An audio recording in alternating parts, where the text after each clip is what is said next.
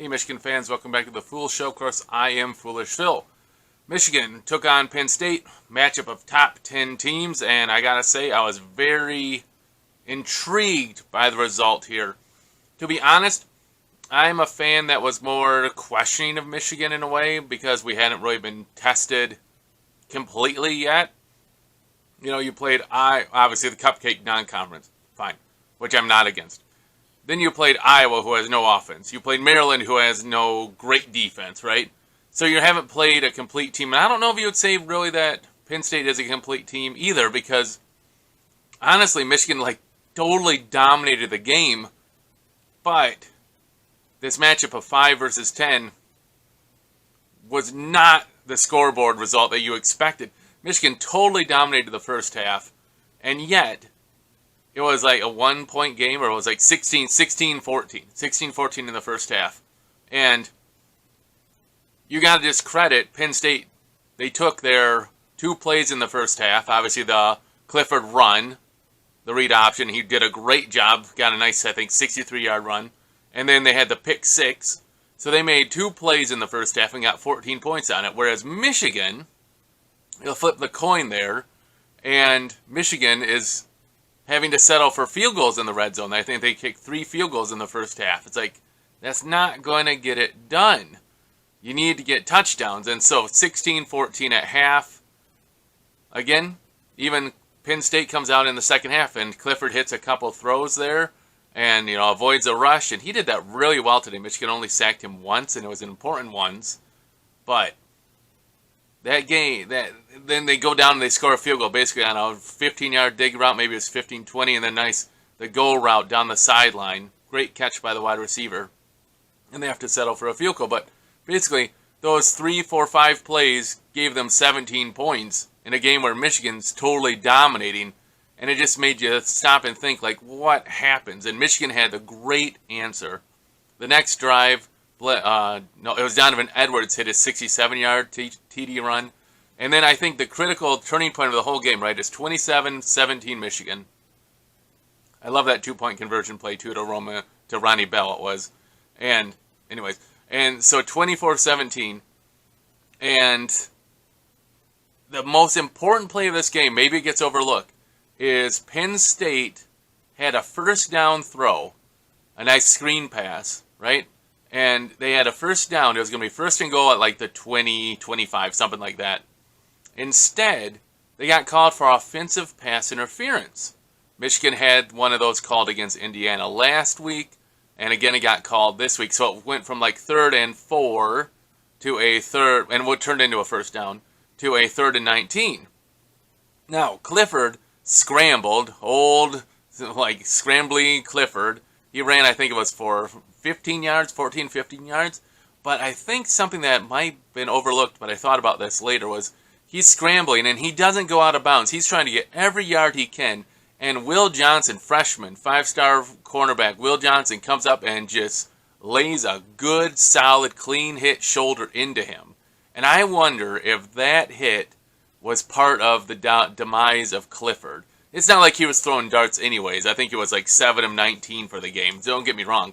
But I think that was the beginning of his hurt shoulder, was that solid hit by Will Johnson. Obviously, they go for it on 4th down. They miss, right? He overthrows it. And the next play, Corum breaks off a 61-yard touchdown run. So what was a 24-17 game with them with the ball on a 4th down turns into a 31-17 game. Just completely spun the game right there on that play. That defensive stop on 4th down, that offensive pass interference that took away the first down and pushed Penn State back and forced them into those scramble and so on. The dominoes, it all started with that offensive pass interference. It's interesting. I wonder how much they're going to call that, because last week Indiana and this week Penn State. Are the refs really looking for that a lot or what? It'll be interesting to see if that continues. Obviously, stat-wise, Corum and Edwards, just excellent rushing days. Obviously, Corum had, I think, 2 touchdowns, right, 166 yards. And good old Edwards had, I think, 170-some. Looking for my stats, I can't find them all. But underline, of course, of all that is the offensive line played outstanding. right? I loved it.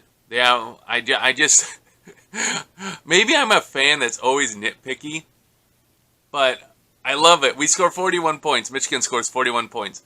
And I can just think about a couple plays. We're like, why are we going power I here? Why can't we go 4 wide and have a run up the middle? Why are we going power I and then you miss a block and the guy gets a 2-yard tackle for loss?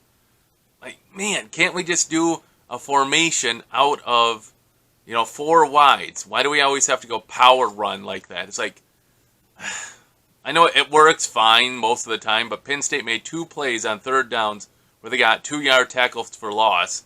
It's like, and that turned into 2 field goals there. It's like, spread them out, then they can't get off the ball or get up the field so quickly. At least you hope, right?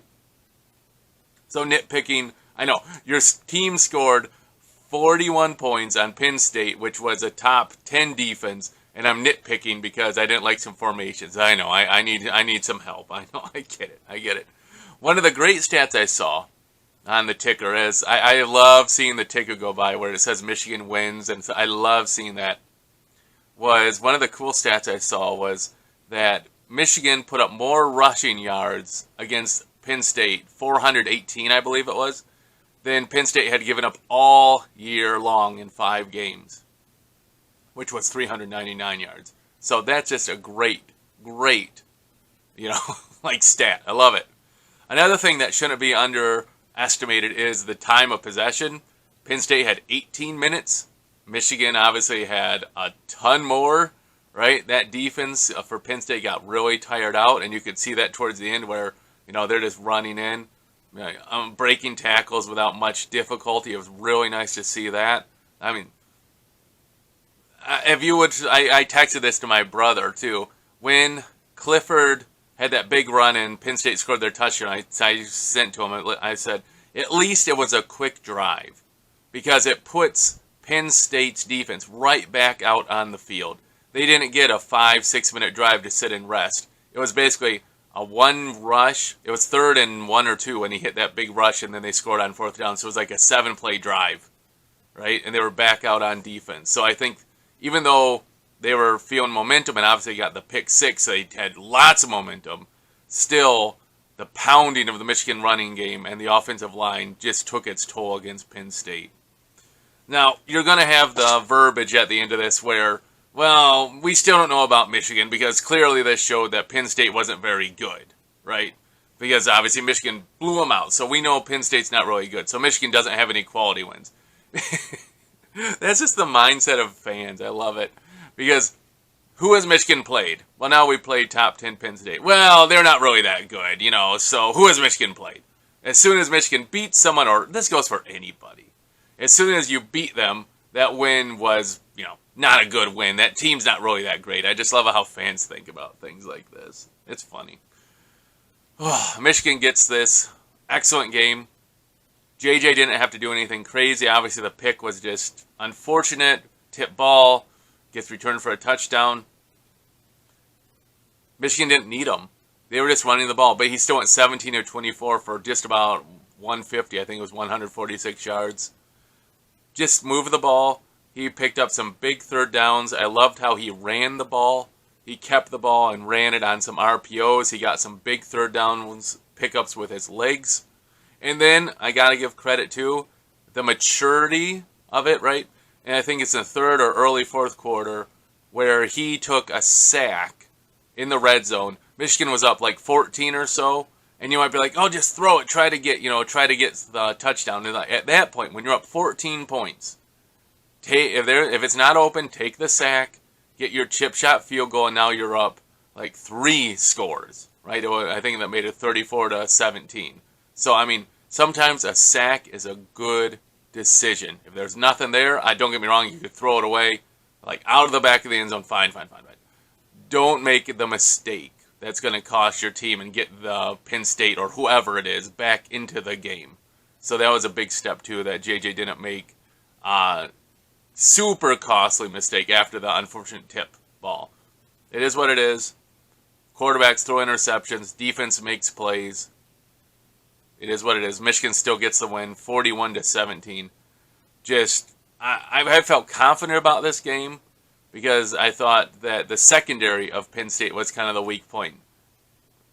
Coming into this, Penn State had given up 80 yards on average rushing. So I honestly thought this was going to have to be JJ kind of leading the way, get another 300-yard passing game. The offensive line said, no, man, we got this. We got this. So even when Michigan's passing up on 3rd and 2s, like the pick play, the interception play, I'm like, why are we not running the ball? Like we're running on this team like at will. Why are we trying to be cute and pass the ball? I'm a fan of that. It's hard to make me happy at some point. Oh, you see, I'm wearing my maize. Put my daughter in maize today as well. Did you wear maize today? I hope you did. I thought the maize out was pretty good. I honestly thought that the crowd was really full of maize, and they had the pom-poms and such, so I thought it was a good atmosphere. Hopefully Michigan on the recruiting front, I know they were having this as one of their big games. Hopefully they were able to impress some recruits, and we'll get some good talented guys to come in. Obviously there was that 4-star quarterback. He's coming in. He came in for the game. We'll see how that goes, because is that a sign that Jaden Davis, 5-star quarterback, is not really thinking Michigan, or is Michigan actually kind of thinking, you know what, we got burned, when we had our other quarterback who we thought, we only went in with one quarterback, and he ended up going to Oregon. Sorry, all of a sudden his name eludes me. But, he decided, I don't want to go to Michigan, I'm going to go to Oregon. Great NIL, great, all that, fine.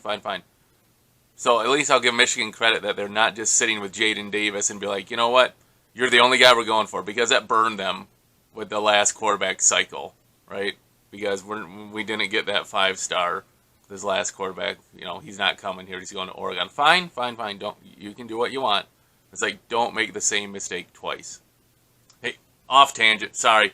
Great win. Michigan defense actually gave up 17 points, but they dominated this game completely from start to end. Obviously, a few plays. That's just football. That's how it goes. Crazy. Just a few plays turned Michigan dominating because they settled for field goals into Penn State having the lead. That's how quickly it can happen in football. It's crazy. But glad Michigan turned it around, got those big runs from Corum and Edwards, and that really flipped the game around and put it towards Michigan. Hey, long video. Thanks so much for watching, you guys. If you have any thoughts, comments, suggestions, please put them in the box below. Until I see you guys next time, as always, go blue.